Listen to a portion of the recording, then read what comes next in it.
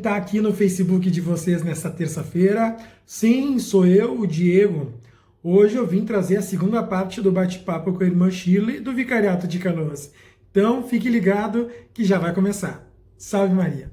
Cristo, mas fazemos aquilo que Jesus também fazia.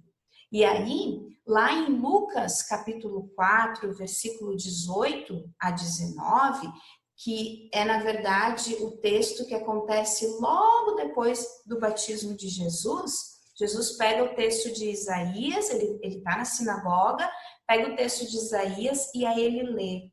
E lá diz exatamente para que Jesus veio. Para dar visão aos cegos, libertar os cativos, evangelizar os pobres, anunciar a graça e a misericórdia de Deus. Este é o programa de vida de Jesus. Aí a gente pode traduzir para o nosso tempo de hoje e para aquilo que a gente está vivendo. Quem são os cegos nesta pandemia? Quem são aqueles que precisam ser libertados? Quem são os pobres que precisam ser evangelizados? É interessante da gente se perguntar, né?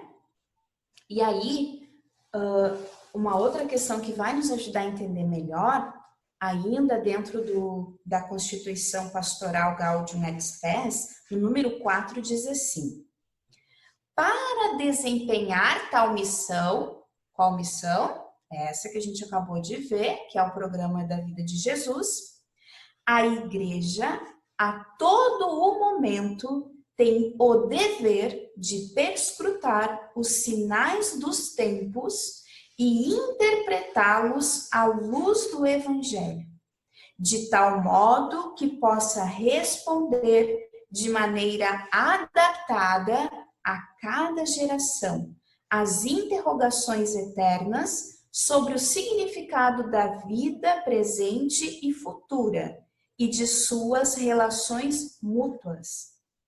É necessário conhecer e entender o mundo no qual vivemos, suas esperanças, aspirações e sua índole frequentemente dramática. Então, para que a gente possa desempenhar a missão de Jesus, que é também a nossa como cristãos, nós precisamos estar de olhos abertos, olhar para a realidade e nessa realidade perceber quais são os sinais de Deus. Só que a gente não vai fazer uma leitura de qualquer modo, a gente vai interpretar estes sinais a partir do Evangelho. E aí, para que a gente possa fazer isso, a gente precisa estar imbuído do Espírito Santo. Caso contrário, a gente vai fazer o que a gente acha, né? Eu entendi a palavra de Deus assim, é isso aí mesmo, né? A gente precisa ter muito cuidado com isso, porque às vezes a gente acaba tendo uma leitura fundamentalista da palavra de Deus. Vamos fazer exatamente como está escrito, né? E daí tem algumas pessoas que fazem assim, levantei hoje, vamos ver o que o Senhor quer me dizer. Então eu vou abrir a Bíblia, né? E aí eu abri a Bíblia e de repente diz assim, e Judas se enforcou. Não, pelo amor de Deus, isso não, fecha, vou abrir de novo. Aí abriu e diz assim, vai e faça o mesmo. A gente tem que ter muito cuidado com isso. Não fazer uma leitura fundamentalista, mas compreender que, à luz do Evangelho, entender o que mesmo Deus quer que a gente faça. O meu tempo está correndo e eu tenho muitas coisas para falar. E aí, meus queridos, é o momento do quê? Da gente pensar que tudo isso que está acontecendo é um enigma? Não. É o momento de pensarmos que é um mistério. Porque tem diferença.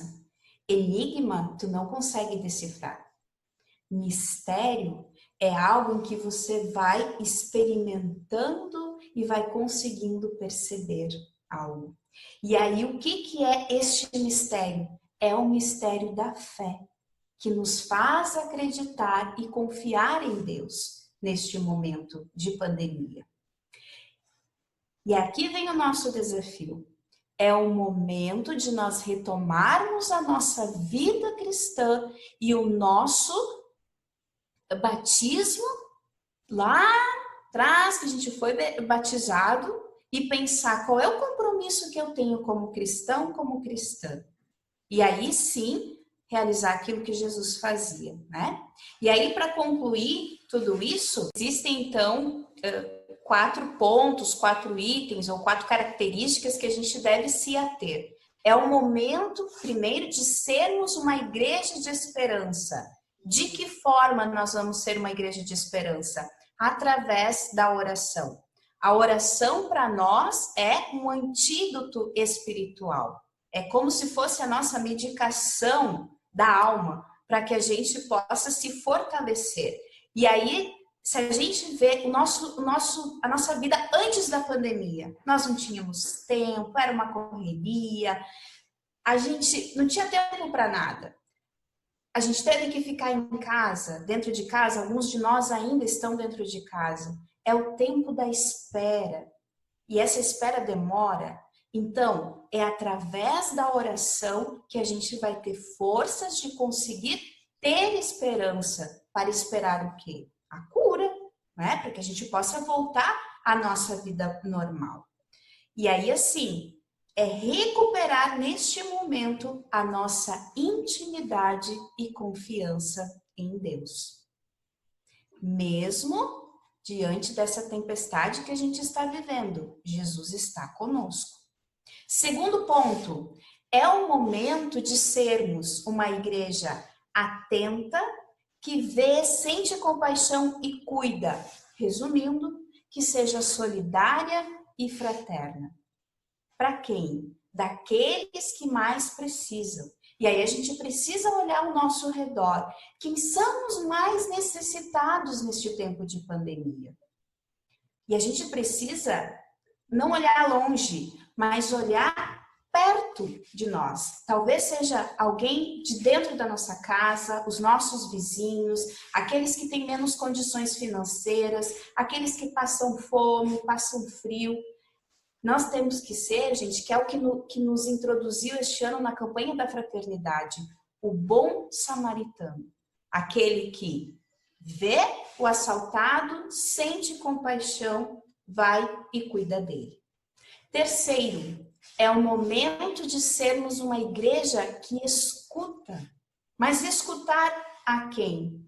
Nossos pais, nossos filhos, nossos esposos, esposas, nossos avós, colegas de trabalho, amigos, vizinhos, aqueles que perderam os seus familiares, foram vítimas do corona, aqueles que não puderam fazer um sepultamento dos seus queridos, um sepultamento digno. É o momento de ouvirmos essas pessoas, nos colocarmos à disposição. É escutar a voz de quem padece e sofre. E o último e quarto é ser uma igreja evangelizadora. O Papa Francisco fala de ser uma igreja missionária. Ele diz, né? Temos que ser uma igreja em saída. Mas como é que a gente vai sair se não pode? Tem que ficar dentro de casa. Ser missionário e evangelizador não necessariamente é sair fisicamente, mas é sair do nosso mundinho, de redor da gente mesmo, né? E aí fazer o quê? Anunciar a boa nova do reino, curar os doentes, comer com os pecadores, que era o que Jesus fazia, não julgar as pessoas, libertar de toda a opressão e escravidão.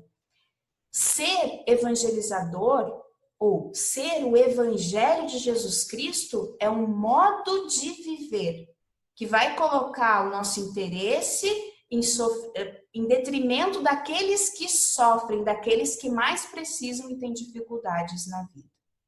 E aí, meus queridos, para a gente finalizar, é o momento da gente se dar conta que Jesus está dentro da nossa barca, que Jesus está na nossa igreja e que nós precisamos confiar e acreditar nele, porque ele conta conosco para sermos esperança, para sermos pessoas atentas, pessoas que escutam e pessoas que evangelizam e são missionárias.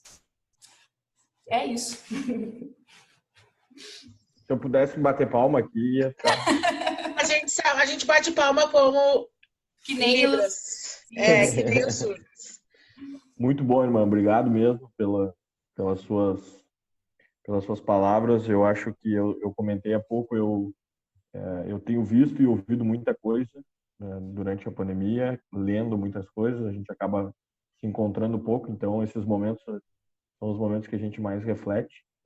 E acho que poucas vezes eu escutei uma receita, como se fosse uma receita de um bolo, em que se tu fizer assim, assim, assado, por isso e por isso, com fundamento, o teu bolo vai crescer e vai ser o resultado da receita vai ser fantástico. E eu acho que muito disso vem do estudo, da preparação. Eu acho que esse é o grande ponto que a gente pode caminhar para os nossos irmãos cristãos. Esse é o momento de nós sermos uma igreja que olha para dentro de nós mesmos e que a gente consiga crescer com isso. Então, acho que tu demonstraste para nós o quanto o estudo e a preparação e o entendimento das coisas do alto de Deus fazem com que a gente consiga tocar a nossa barca de uma forma melhor. Então, muito obrigado. Obrigado mesmo. Um belíssimo trabalho para você, porque eu imagino que não deve ser fácil ser um agente. Se não é fácil para nós leigos, imagino para os religiosos, não deve ser fácil o trabalho dessa missão, mas eu acredito que deve ser muito recompensador. Então, obrigado mais uma vez.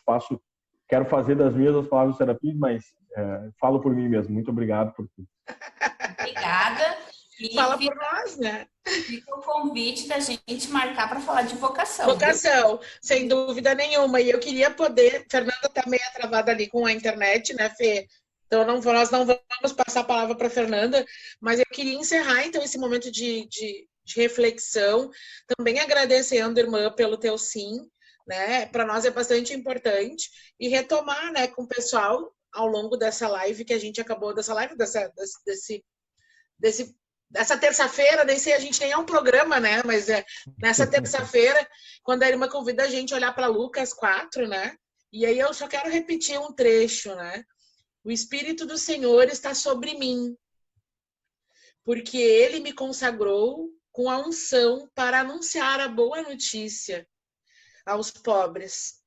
Enviou-me para proclamar a liberdade aos presos e aos cegos, e a recuperação da vista, para libertar os oprimidos e para proclamar um ano de graça do Senhor.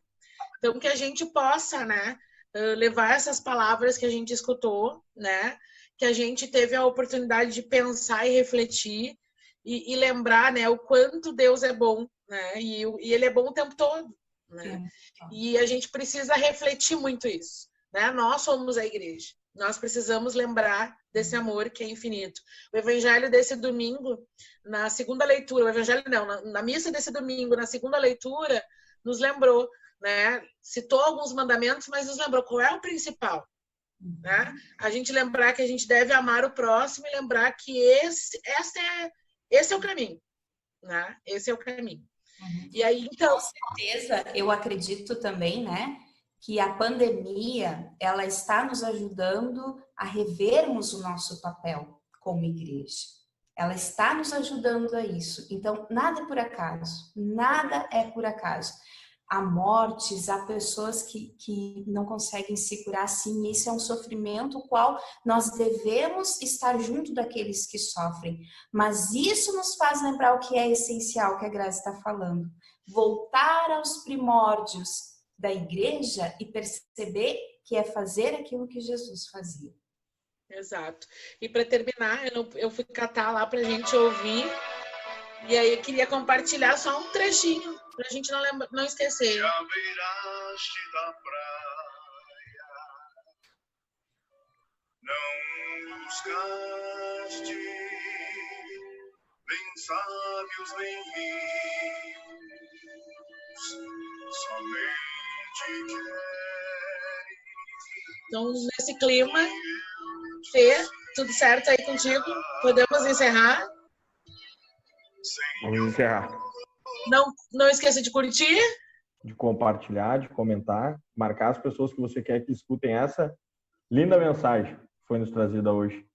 E quem mais tiver uma vez, muito obrigado por tudo. Isso, e quem tiver oportunidade, vai lá no YouTube, coloca a barca.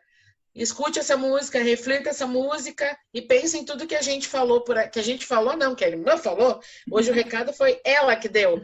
Então, que a gente escutou com muito carinho. Salve, Maria! Salve! Salve! Salve.